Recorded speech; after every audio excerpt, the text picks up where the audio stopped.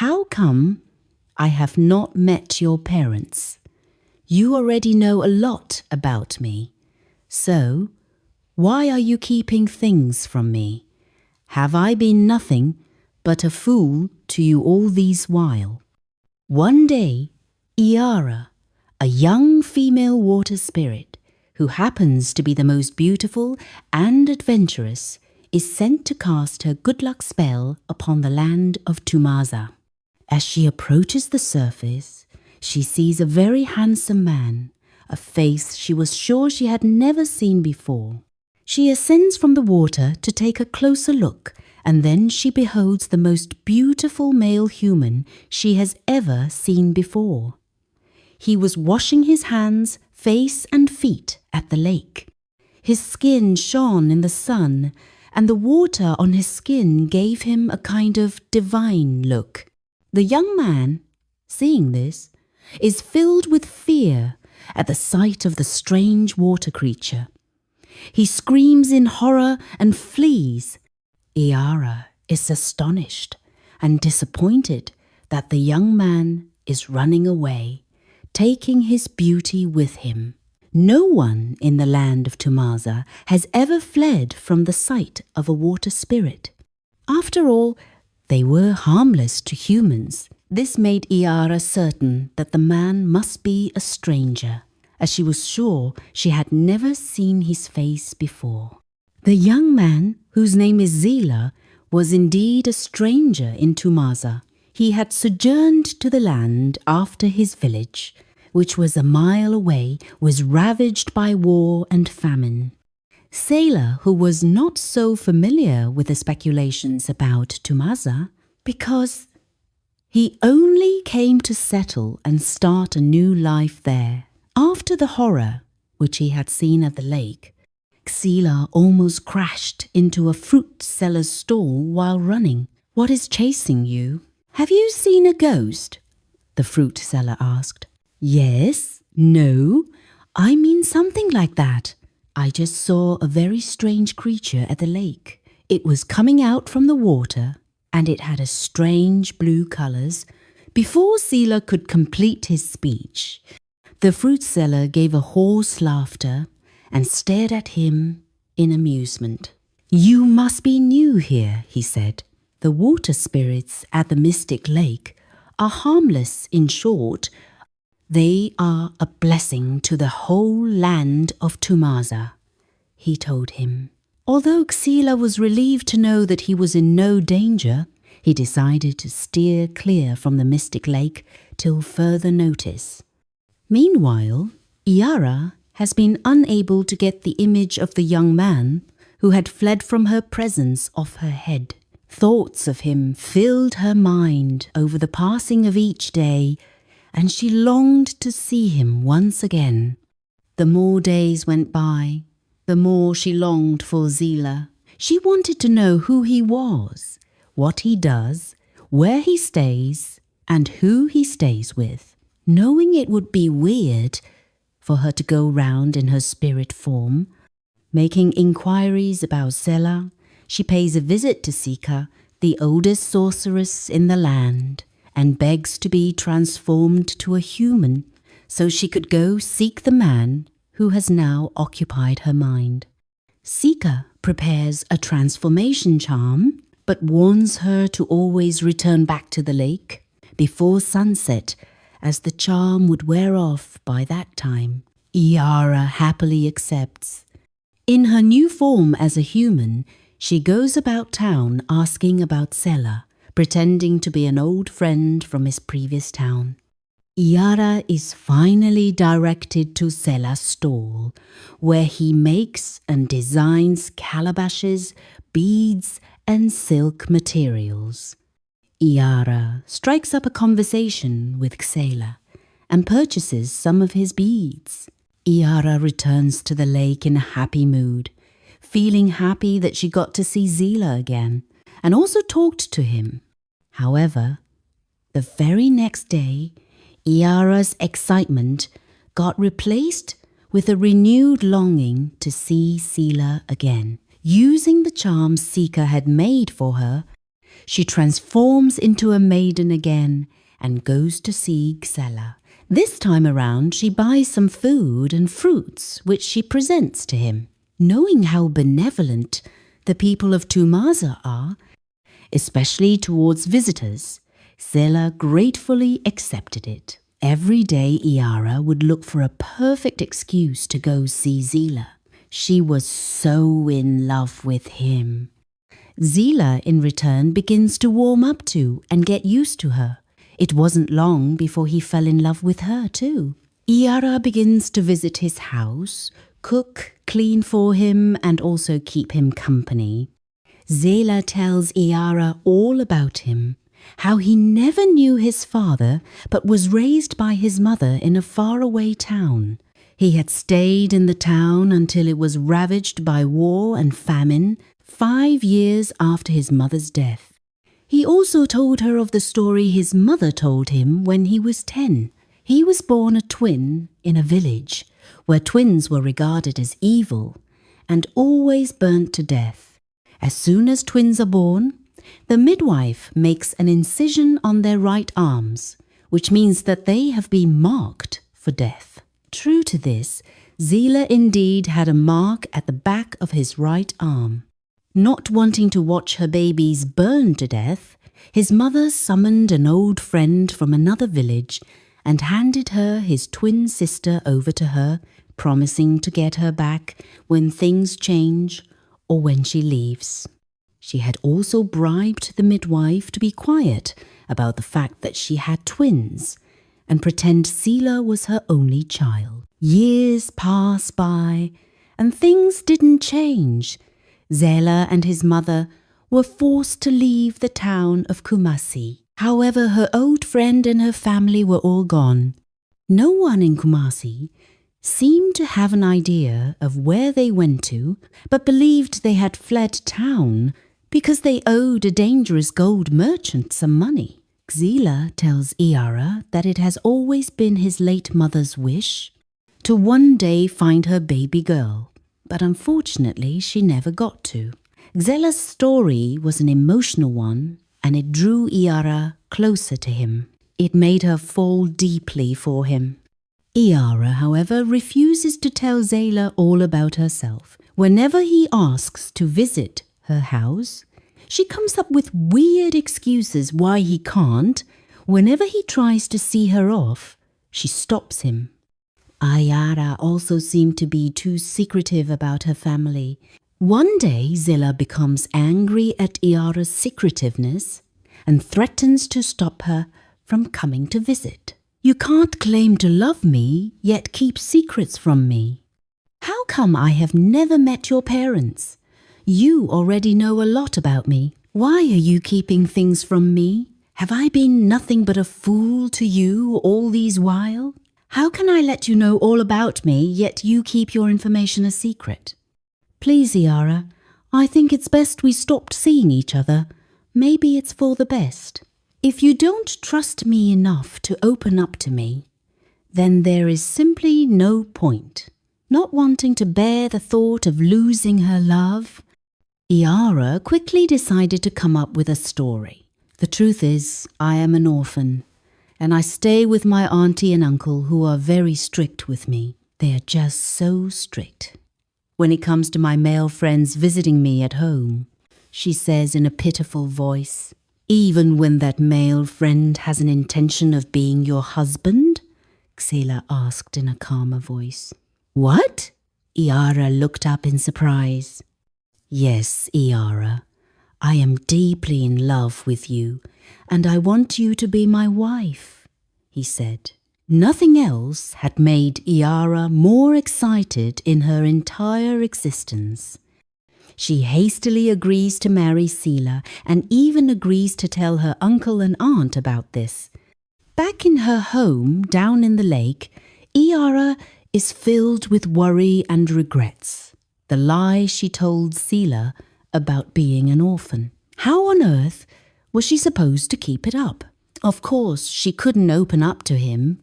He would flee and never look back once he finds out she is the spirit from the lake. Iara soon comes up with an idea. She goes back to Sika, the old sorceress, along with her two closest friends from the spirit world, Ajika and Beza. She pleads with Sika to transform her friends into a male and female old enough to be her aunt and uncle. At first, Sika is reluctant to do Iara's bidding, but a desperate Iara promises to bless her by reducing her age and making her 10 years younger. Sika then agrees to it. She transformed Ajika into a middle-aged man and Beza into a middle-aged woman.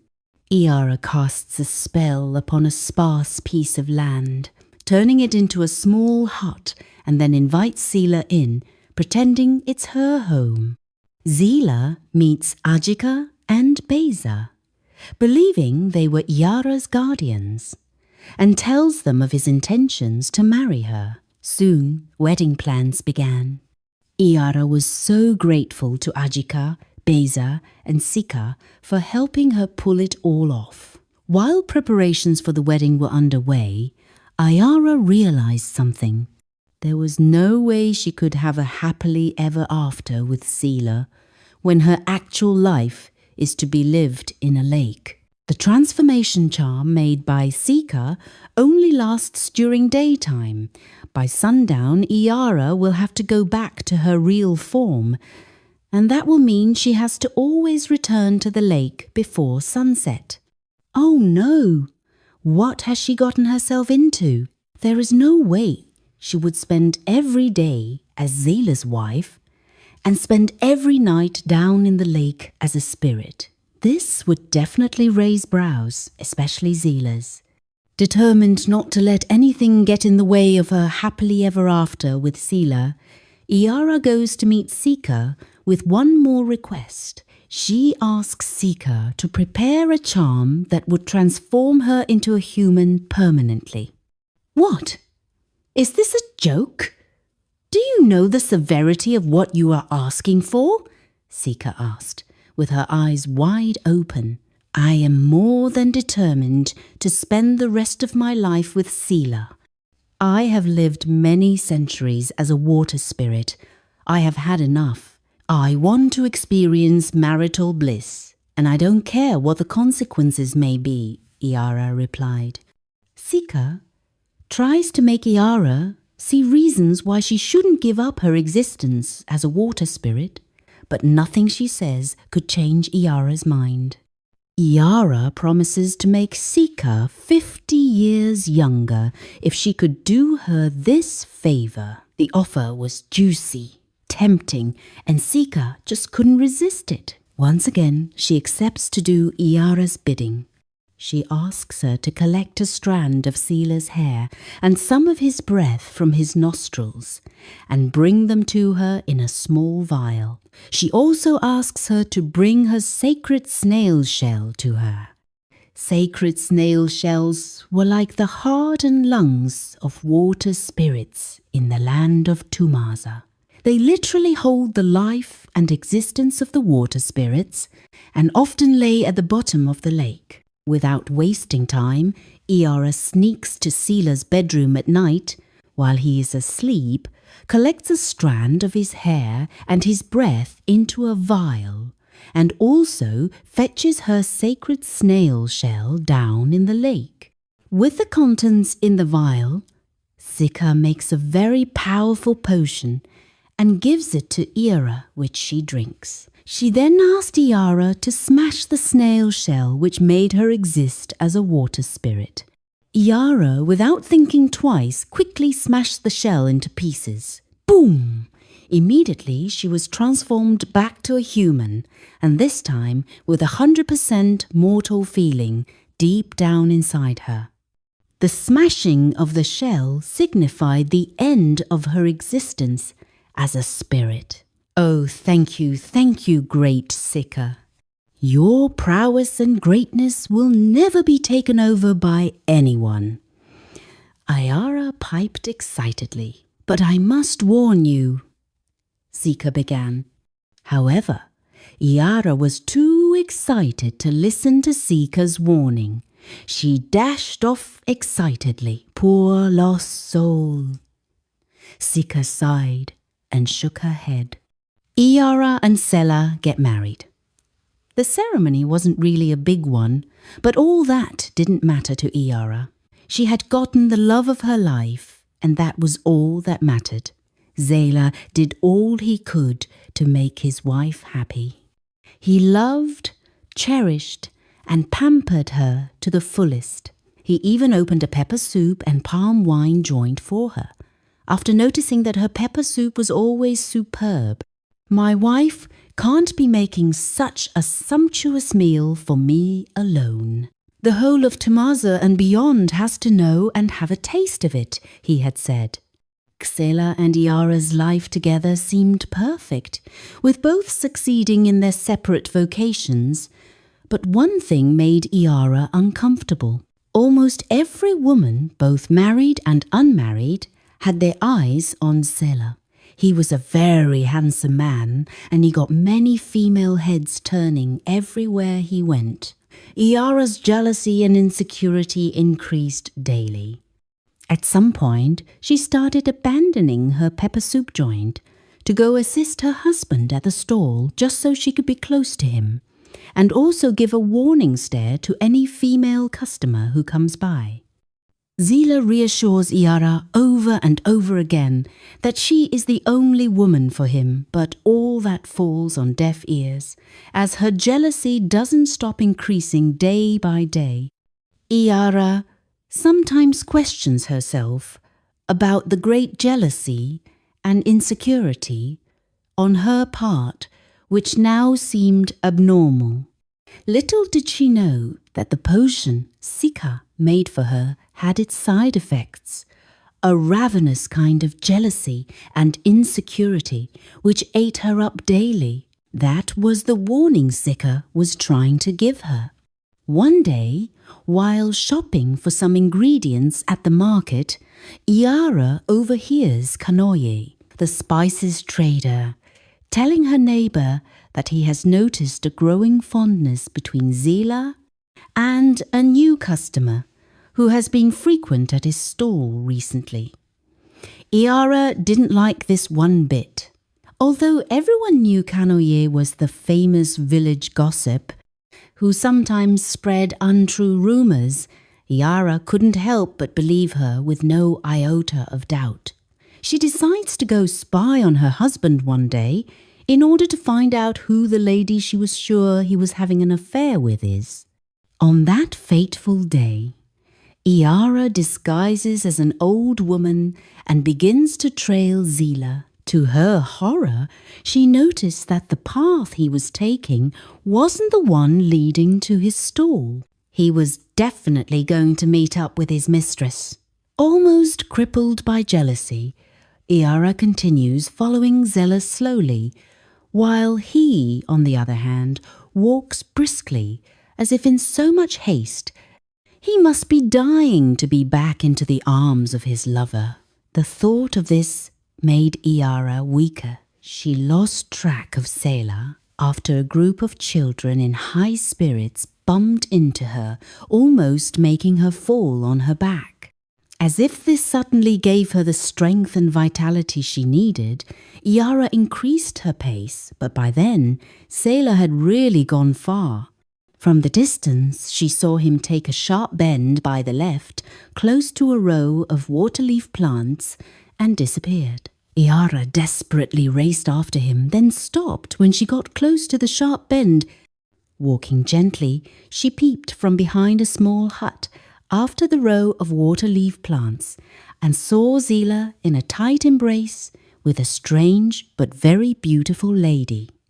Overwhelmed with anger, jealousy and bitterness, Iara races all the way back home. She breaks down in uncontrollable tears on getting to her room. How could Xela do this to me?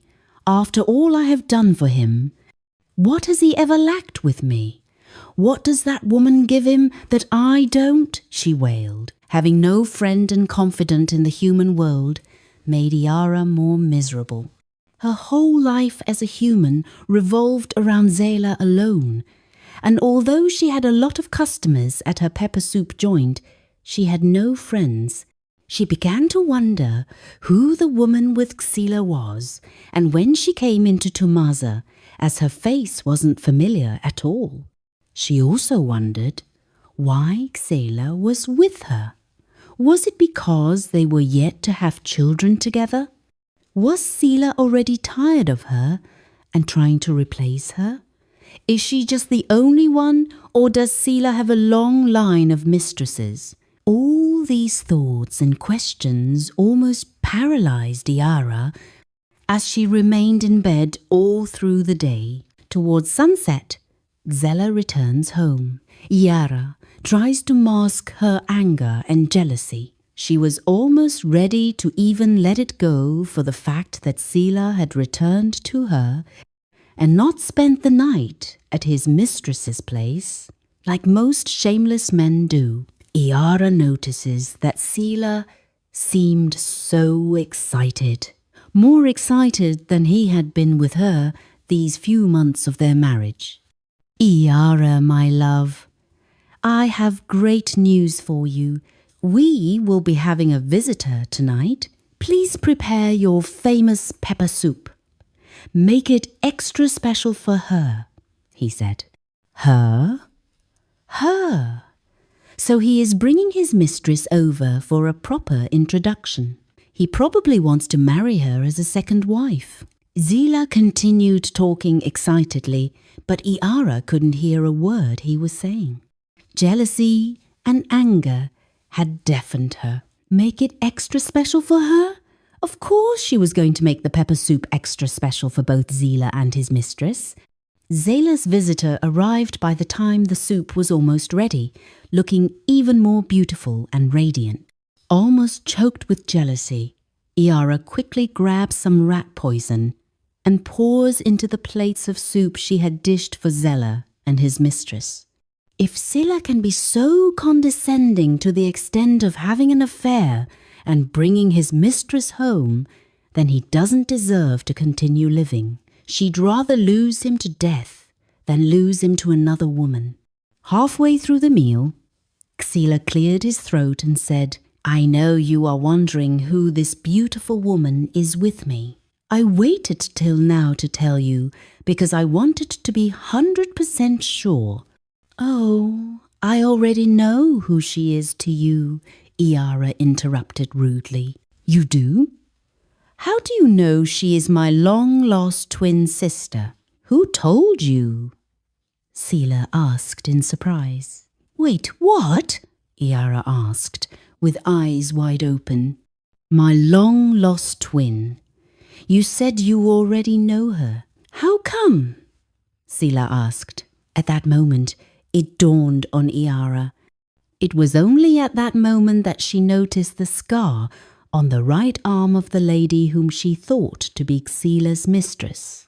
It was the same kind of mark Xela had, the mark of death which was given to them after they were born. Oh no! What have I done? What have I done? Iara screamed, throwing her hands on her head in horror. Xela and his twin sister stare at each other, puzzled. What's wrong with my love? Is everything okay? Xela asked. He paused, and all of a sudden he could taste the blood forming in his mouth. Tears begin to flow down Iara's cheeks as she watches Xela and his sister clutch their stomach, writhing in pain on the floor. She falls to the floor in tears, screaming and wailing as her husband and sister-in-law faces turn cold in death. Her noise begins to attract people in the neighborhood. Afraid that they might stone her to death because of her crime, Iara quickly flees. The neighbors try to give chase, but Iara manages to escape them, taking a bush path to Sika's shrine. In heavy tears, Iara tells Sika what she had done and begs for her help. You totally forgot about me after you got the man of your dreams, and now you come to me for help? Sika asked angrily. I am sorry, Sika. Please forgive me and help. I don't know how I let jealousy get the best of me. I don't even understand how I suddenly became so jealous and insecure, she pleaded tearfully. I was going to tell you of the side effects of you becoming human permanently, but you were not ready to listen to me. The side effect is jealousy and a great sense of insecurity. That is the price, my dear, Sika said. Iara opens her mouth to speak, but is suddenly unable to. She slowly feels life being sucked out of her. I was also going to tell you that the transformation potion I made for you linked your life to Xela's, so the moment he dies, you cease to exist. If only you had been patient and listened, you would have known how to handle your jealousy. I would have shown you the way. But you were only just obsessed with being with Xela, nothing else. There will always be consequences for actions taken in desperation, Iara, Sika concluded. Iara pleaded with Sika to give her a second chance by making her and Xela get reincarnated in another life. Sika agrees, but only after deciding that Iara will be reincarnated as Xela's daughter. The idea of the two of them being man and wife again was obviously going to be a disaster.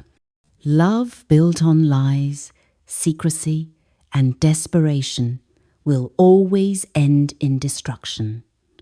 Jealousy, impatience, and refusal to listen to wise counsel can turn even pure intentions into tragic consequences. True love requires honesty, trust, and self-control.